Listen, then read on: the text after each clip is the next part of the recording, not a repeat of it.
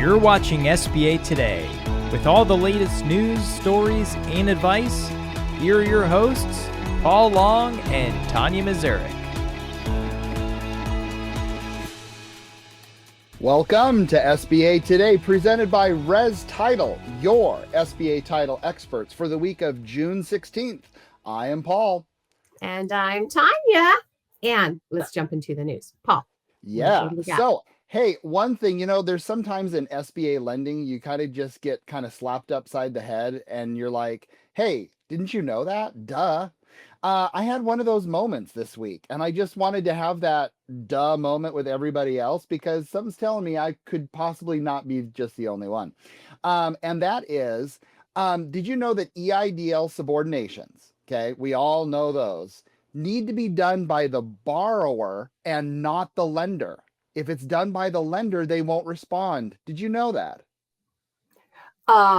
No. Okay, see? Okay, good. I'm so I didn't glad. know that. And so anytime they see the lender, they will actually, like I had a situation, apparently this has been going on since like March. And I'm like, I don't know how I missed that, but just so you know, EIDL borrowers can go into their MyPortal and request that subordination, or they can send an email directly to the EIDL subordination email box. Ooh. Now you know the rest of the story. Here's something funny is I don't do the back office stuff, right? I don't do the servicing. So I have an excuse for not really knowing that, Paul. However, Mr. I think you're actually blonde in another life. You do. And I can say that because I'm blonde. Yes, I didn't know that, but it's good to know. All right. Now, this next one, guys, this is gonna fire up some stuff, right? Baby. I saw this and I'm like, oh my God. like we didn't see this coming. I mean, come on, right? Anyway, SBA is looking at broker fees, guys. Broker fees. And so it begins. Anyway, it was just a matter of time, right, Paul? So the bill mandates, let's just get into it. The bill mandates that the SBA submit an annual report to Congress, and it's going to detail the number and types of 7A agents assisting loan applicants. And okay, an agent, guys, means a person who provides covered services on behalf of a lender or applicant. Really? All right. Incidences of fraud loans involved in these agents. So agents are, of course, those who give assistance in completing the application for a loan under the 7A. They're a broker, referral services, etc. That one's going to be interesting, as Rachel said. I have so much on that. I have so much on that, Paul. You have no idea. We won't even be able to have time to get into all that today. Anyway, so the SBA loan purchase rate where agents were involved, all that. Anyway, referral fees paid to agents and whether paid by applicants or lenders, interest rates on loans facilitated by agents, and communication practices between the SBA and 7A agents. This was a matter of time, and I am so curious more than anything. Okay, I work with a bunch of great brokers. There's a lot of great brokers, and I will even say the majority of brokers out there are good. However, there are some that are a challenge, and I think we've all run into them before. And so I think what they're starting to do is starting to do their research, and as Mr. Ray Drew says, they're making a list and checking it twice. And we're definitely going to know who's naughty or nice. The government is coming for you. Look at what, go ahead. Look at what they're doing. I mean, my question, and I'm sure yours and everybody else's too, is who are they looking at, right? Because I don't think people really get all the people that can come into play when it comes to SBA loans that are helping these borrowers and those businesses. The business plan services, the CPAs, accounting services, commercial realtors, business brokers, loan brokers. Come on, man. But I think that's the second step of this. Yeah. I think there's this is just checking. The first step is what's out there. If we're charging a fee, or if there's a fee being assessed by the lender or the borrower has to pay, we need to find out those brokers who are getting paid to have sorry, crappy loans. Feel free to beat me out. And we need to know, because those people are what's hurting the program and the subsidy. Well, Paul, I think it's further than that, because I don't think it's strictly just but I think it's both parties of who's paying for these things, not just if the business is paying for it, but what about if the lender is paying for it? Well, yeah, I mean, sure. And again, many lenders pay the fee, but again, I think it's a matter of whom, right? Well, that's what I mean. But if lenders are paying referral fees, or let's say us, right? Us Okay. as SBA brokers or SBA loan officers or whatever. What about us? Say I get a deal in, let's say I get a deal here to my bank. My bank can't do it, right? I can't do it, but I can send it elsewhere. Now, there's a lot out there that send it elsewhere, and maybe they get referral fees, maybe they don't, whatever. If they're doing the right thing, who really cares? Correct. Really? But there's also those who aren't doing the right thing, who aren't putting it through their banks, who are sending it to brokers potentially, or sending it to banks at higher rates or higher fees, right? In order to line their pockets, not doing the right thing for the businesses. And I think that this is going to be found out too, because like you said, right? And like we both believe, there are bad apples out there. And this always happens. This happens across the board. I mean, think of PPP loans, think of everything, right? Where you've got those who have integrity. They are doing the right thing. I mean, I get people that come to me all the time. I'm sorry, they might be way better than a prime plus 2 and 3% variable rate. Okay. They don't know any better, because maybe they reach out via LinkedIn, or maybe they reach out via SBA Lender Match or something like that. They don't know better. So I'm doing the right thing and sending them where they belong. If they can get a freaking prime plus 1, they deserve to. That's the right thing. And yet the flip side of that is, I think there's people that are doing the opposite. I think you're absolutely right. I think now here's the deal. I mean, yeah, they're going to get these reports. It's going to go to probably the small business committee, and we'll see what comes from it. But I definitely think, and Ray made a great point. I need 2 points. Okay, I remember the days when it was I need 1 point, and now we're at 2 points. So are they going to put a cap on those? My crystal ball says yes. I genuinely think that. And if I had to throw a dart, I'll even look at my crystal ball again and say 1%. And I think that would keep an even playing field. And that's going to make, because there's lenders that'll maybe pay 2% or whatever the case out there. They're going to have to now perform. If they have a cap at 1%, they're going to have to perform, where before, a lot of people will increase their broker fee because they need the production, etc. I understand that. Like it's a playing game, right?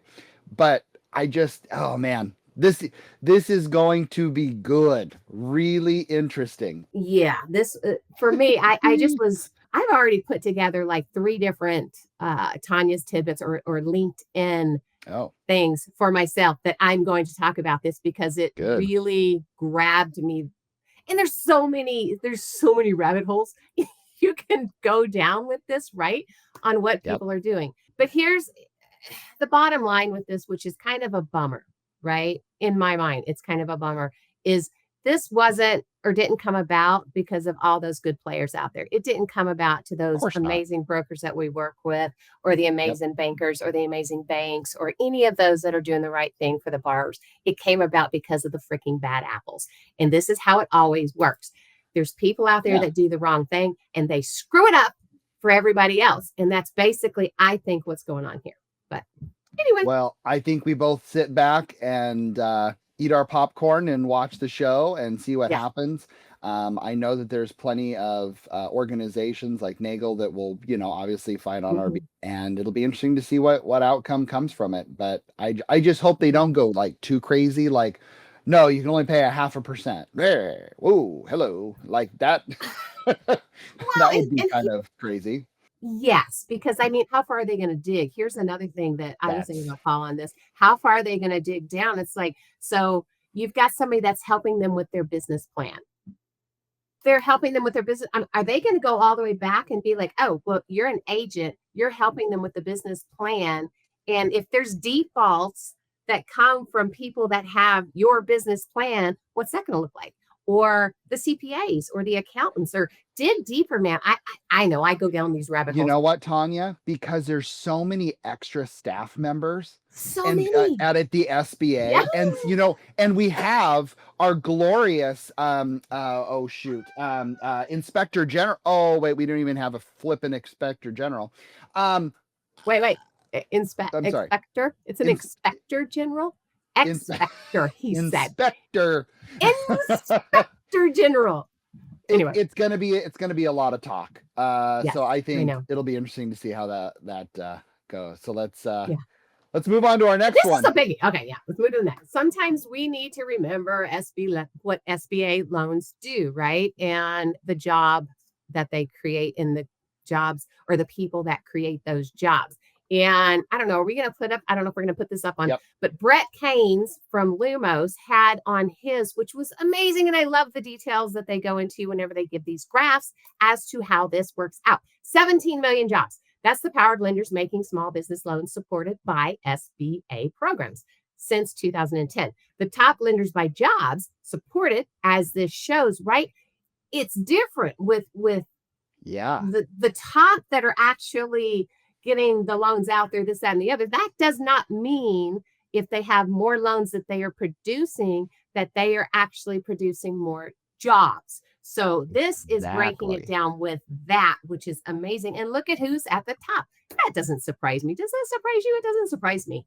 Yeah, our big banks, I mean, they're out there, but they're doing the ones that are actually supporting the vast majority of the jobs that are out there. Maybe not the vast majority of the loans, but the vast majority of the jobs. I think that's interesting because, when we do think of larger organizations, they probably do bank with larger institutions. Like that's just kind of the nature of the beast, right? It is. Chase is not a huge player, top of the list SBA, but man, they're sure coming to the table with 382,000 jobs created over 2010 through 24. That's darn right impressive. Huntington, Wells Fargo, US Bank in that order, but really it's Chase, Huntington, and Wells Fargo above 300,000 jobs. And then there's this massive gap. And then it goes to US Bank for 186. You want to hear something funny, Paul? Yeah, you want to hear something funny with that? So, everybody out there's like, big bank be taking my money, this, that, and the other, but we are necessary. Banks are necessary. Did you know that I grew up in banking at Chase? Chase was my start in banking. Yeah. So from the big bank to the smaller bank. But anyway, yes, pros and cons on both, but keep going. Sorry. And I look at, Live Oak Bank. They were the big dog in 24 and they've done a ton, but they're half of the amount the Chase did. So again, I thought it was extremely fascinating on these numbers. And yeah, it'll be interesting to see how that grows over the years and if they remain that way. And for anybody out there that doesn't think that this is an important program, this kind of shows how important this program is when it comes to SBA, because these are not just jobs, right? These are families that are supported with this, because each freaking business that we help, each one has the employees. Those employees has families. So these are the jobs it's created. But if you think about the number, if you put their entire families and everybody that it supports, that's why we're here, guys. That's why we're here. Anyway. That's right. Now it is the time everybody is waiting for. I will turn on my game show voice. We are going to play a game. It's game time on SBA today. We are going to use Lumos Data 2024 Default Analysis White Paper. And you can, of course, go to their website, lumos.com, to get your copy, which I would strongly recommend you doing this on a serious note. And we are going to play a game. And these are not difficult questions, Tonya. Don't overthink it. Tonya has not seen the answers on these. And he loves doing this to me. He loves doing this to me. I do. He's like, Tonya, you're not allowed to look up the questions or the answers. I'm like, fine. So If I look like a Okay, jerk at the end so- of this, though, I'm getting it. You won't. Okay. Okay. There are for the next 3 questions. Okay. There's one of 3 answers: bank, credit union, non-bank lender. Okay. Okay. Okay. Question number 1. Which was the lowest annual default rate of SBA loans? Bank, credit union, or non-bank? I would think a credit union on that one. And the credit union's the winner. Woo! Yes! See? Point. Whoop, whoop. I thought that was very interesting. Very nice. That makes sense to me. Right, exactly. Yeah. Question number 2. Which did the most 7A volume? Banks, credit unions, or non-bank lenders? Banks. The winner is banks. Very good. 90%. 90% of SBA volume was done by banks. Pretty impressive, actually. Number 3. Which of the 3 takes the most risk? Banks, credit unions, non-bank lenders. Oh, definitely non-bank lenders. See, Tonya, you are 3 for 3. Now, historically, non-bank lenders have permitted higher credit risk than banks and credit unions. The analysis they investigated whether it's riskier loans within 23 or 24 was generally the case, and the higher default rates as a result of non-banks are increasing in that participation in the program. I thought that was very interesting. About, actually, which we've already talked about in previous shows of these non-bank lenders and why we are where we are. That's right. Now we're going to move on to 4 more questions. What percentage of SBA 7A loans were under $250,000? Oh, I have to give a percent. Shoot. You do. Under 250. What percent under 250? I'm going to assume the vast majority. So I'm going to say 78. The number is 80. Well done. No freaking way. Yeah, I told you weren't going to look stupid. And I swear to God, I did not look these up. That is awesome. Yeah, I thought that was. Dang, I'm feeling really good about myself right now. You should. Yeah, no, I think that's very interesting. But actually not surprising that 80% of the loans are under 250,000. Yep. Not at all. Next question. What percentage of loans are variable rate versus fixed rate? Ooh. I'm an all variable rate gal here. So, but there's 7A only or 504 and 7A? Everything SBA? 7A only. 7A. Okay, 7A only. I'm going to, a squirrel's looking at me. Squirrel? I am going to say 57. Ooh, that's a little low. You should have used the same number as before, which is 80%. I was going to go higher. 80% variable. Really? Yep. All right. 80% variable. All right. Yep. All right. Do variable I got distracted. rates have a just really quick. I got distracted because I have squirrel. A squirrel right outside. So it's like squirrel. Anyway. Okay. All right. Do variable rates have a higher default rate than fixed? This is a yes or no question. I know. I'm just going to say yes. The answer is yes. But what's interesting, by only 1.23% difference. Oh, what?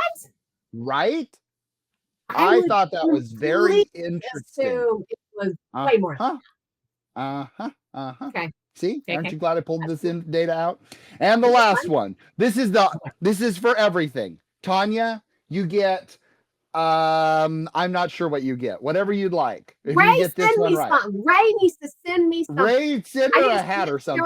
Or not a hat. I have a hat. I need a sweatshirt. I need something cool. Anyway, keep going. Okay.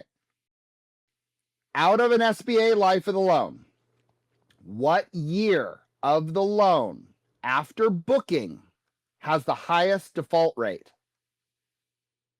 I'm going to say year 2. You are amazing. You win a trip to Disneyland. It's second and third year is when they start to go. That's right. Dun, dun, dun, dun. I get so excited. Oh, I want to thank Lumos for giving me the Yeah, ammunition for this. When I saw that, I'm like, oh, this has got game show written all over it. Oh my So God. And I hopefully thought you I was enjoyed that. completely tank it. I knew you'd be fine. You're smart. Here's the funny thing with that, because I wanted to mess with Paul a little bit back, so he has no idea. But I wrote down just one question, but it has nothing to do with business, because you guys know that I go to the personal and the business. Well, it does have to do with business, but meaning nothing to do with specific SBA or whatever. But I'm gonna make him think and come up with something, just because I want to mess with you a bit, mister. Okay, anyway, let's do it. So I had a conversation. Let's just say, I'm not going to say when, that'll give it away. And I'm not going to say if it was personal or business related. But have you, Paul, ever felt unseen? Now, this is going to go deep, right? Felt unseen, and that what you bring to the table isn't recognized.